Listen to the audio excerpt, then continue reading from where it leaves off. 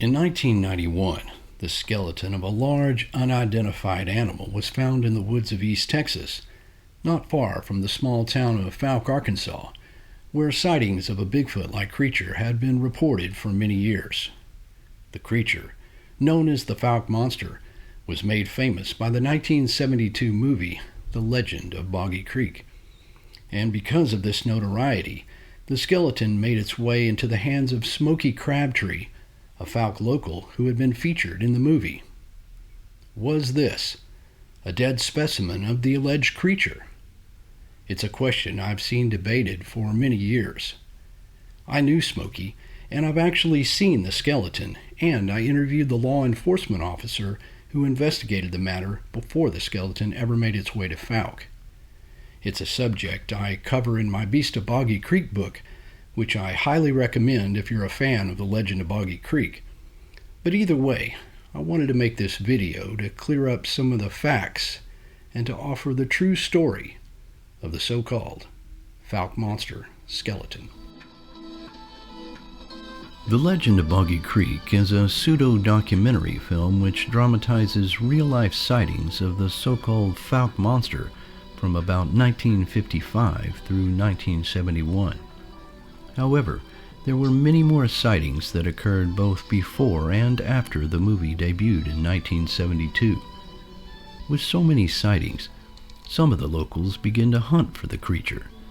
Smokey Crabtree was one Fouke resident who spent considerable time trying to track it down, and this was primarily due to his son Lynn having seen the creature on their own property around 1965.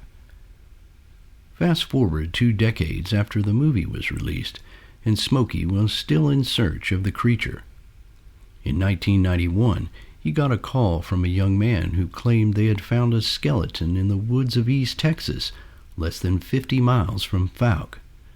And this is where the story begins. According to an article printed in the Marshall News Messenger in November 1991, the skeletal remains were initially discovered on a private hunting lease in Karnak, Texas, by James Mackey and a friend. Mackey, the owner of said property, had stumbled across the shocking sight on November 27th. Mackey notified the Harrison County Sheriff's Office, which sent Captain Frank Garrett to investigate. Upon seeing the carcass, Garrett arranged for it to be picked up within 24 hours.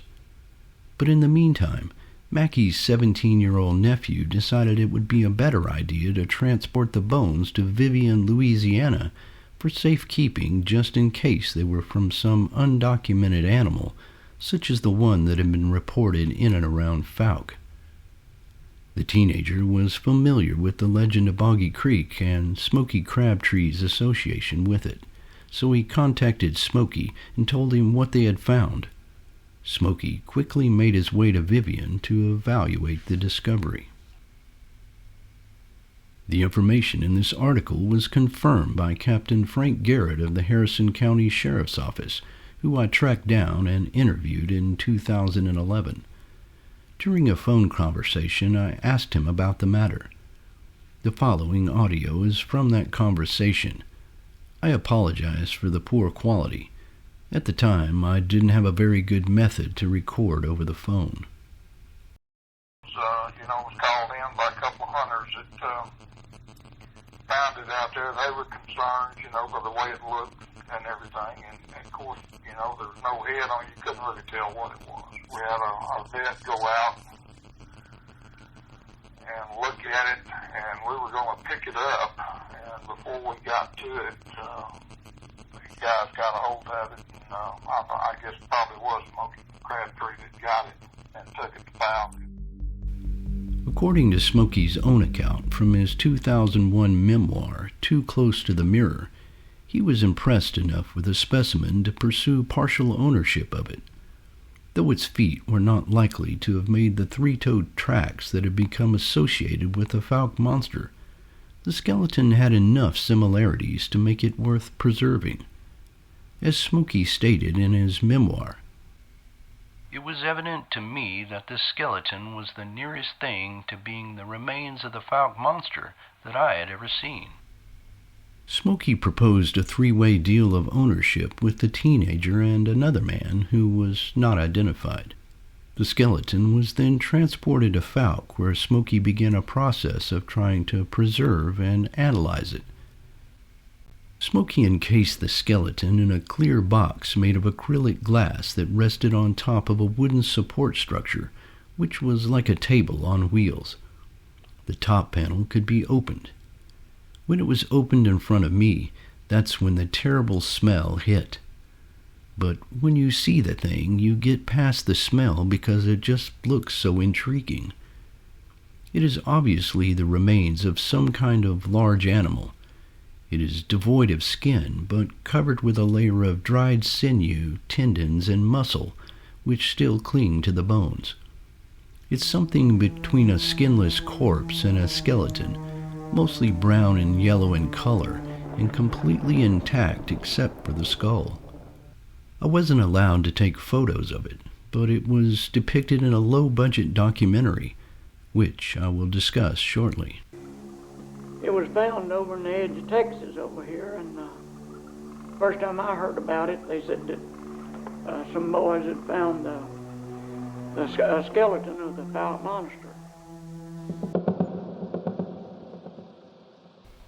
At the time, Smokey was running a local event called the Monster City Jamboree. It was a music show that took place every Saturday night in a building Smokey owned in Fouke. The show featured a house band that played country tunes for a crowd sometimes numbering as many as 500. Because of this built-in audience, Smokey figured he could offer the patrons a chance to view the skeleton for a small fee in order to raise money for scientific testing.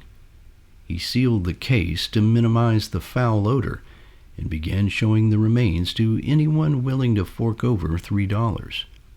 A good many attendees paid to see the skeleton, but for the most part it only caused problems because of the morbid subject matter. The news media descended on the scene trying to determine the identity of the animal, be it a monster or otherwise. News stories began to air on both Texarkana and Shreveport's television stations, although devoid of any photos since they did not have permission from Smokey to show it. This public exposure led to criticism and a slew of oddball inquiries. In the end, Smokey was forced to return the skeleton to its quiet slumber away from the public eye.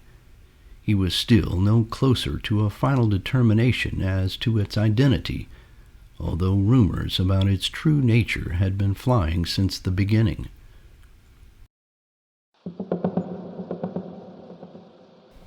In the meantime, news of the skeleton had made its way to Jim McCullough Sr., a Louisiana filmmaker who had produced the now classic Bigfoot movie Creature from Black Lake in 1976.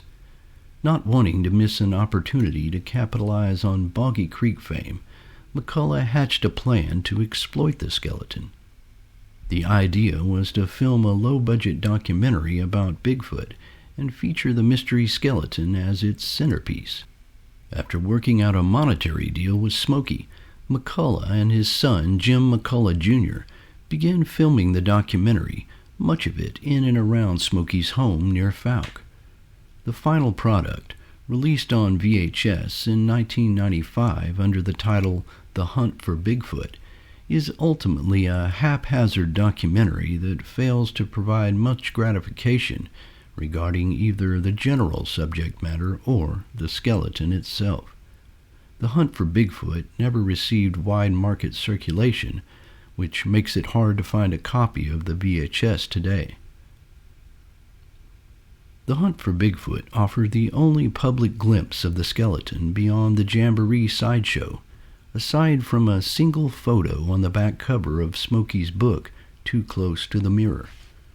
This photo shows the bones laying on a bed of grass and dirt, apparently taken when the carcass was initially discovered.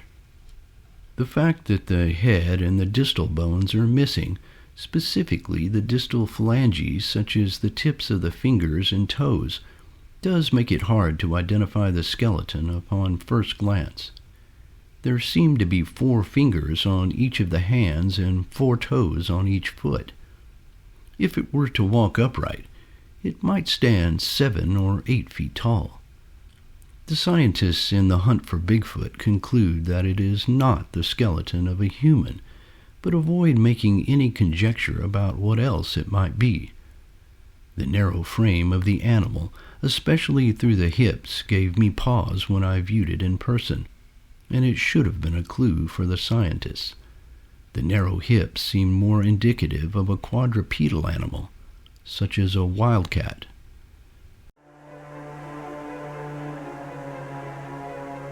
I'll agree to one thing, and that's not a human pelvis. That's not a human pelvis bone, from what I can tell.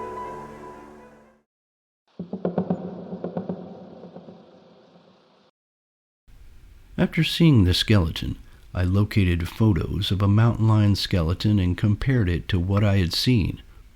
I also compared the high-quality photos of the so-called feet to the bone anatomy of a tiger. What looks like a heel is actually the rounded tip of the calcaneum bone of a cat leg.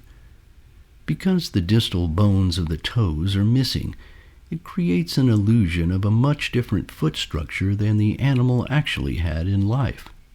And after reading Smokey's own book, I came to realize that it was no secret that the remains were thought to be those of a large cat, specifically a Siberian tiger. Smokey mentions this fact in his book, pointing out the paradox of its growing value. I had never been thoroughly convinced as to what I had in my possession. Experts were wanting to tell me it was the skeleton of a Siberian tiger. Others wanted to buy the skeleton, offering as much as $6,500. If the skeleton was that of a Siberian tiger, why were they willing to offer such an amount for the bones? Perhaps the skeleton's perceived worth had gone beyond the question of whether it was actually a cat or not. Within a short time, the skeleton had already woven itself into Fouke Monster legend, becoming valued more for its part in history than for its biology. But like Smokey, I maintained hope. That is, until I managed to track down a few items that shed a solid light on the whole mystery. One of these was an expose which had aired in 1991 on Shreveport's KTBS television station. The other was an article that ran in the Texarkana Gazette around the time of the skeleton's discovery. These reports provided the missing pieces needed to recreate the historical chronology of the skeleton saga, and also indicated, much to my disappointment, that it was most likely not the remains of an undocumented bipedal primate. The newspaper article, dated December 11, 1991, starts with the headline, "Boggy Creek Remains Apparently Siberian Tiger." The report cites the original story published by the Marshall News Messenger and goes on to add new details regarding the skeleton's appearance at the Monster City Jamboree. The article explains that Captain Frank Garrett, the Criminal Investigations Division Supervisor for the Harrison County Sheriff's Office, had investigated the whole affair and confirmed the remains are those of a Siberian tiger. As I mentioned, I spoke to the then-retired Captain Garrett, who had investigated the skeleton when it was found in Texas.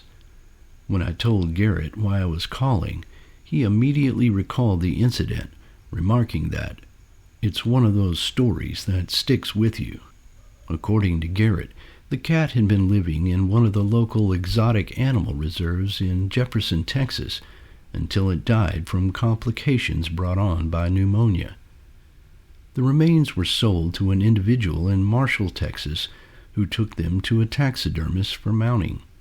The taxidermist removed the head, skin, tail, and claws, and dumped the rest of the gruesome remains on the property of James Mackey, where they were discovered. And the rest is history. You know, it just looked like, an upright creature with no paws on it. You know, it looked like, part of the fingers were missing. But what they had done was, was just taking the claws and everything off of it. You had part of the foot, but you didn't have all of it. That was the same thing with the front and rear. It was a tiger that died in Jefferson. That's where it was originally from. That had died supposedly of pneumonia.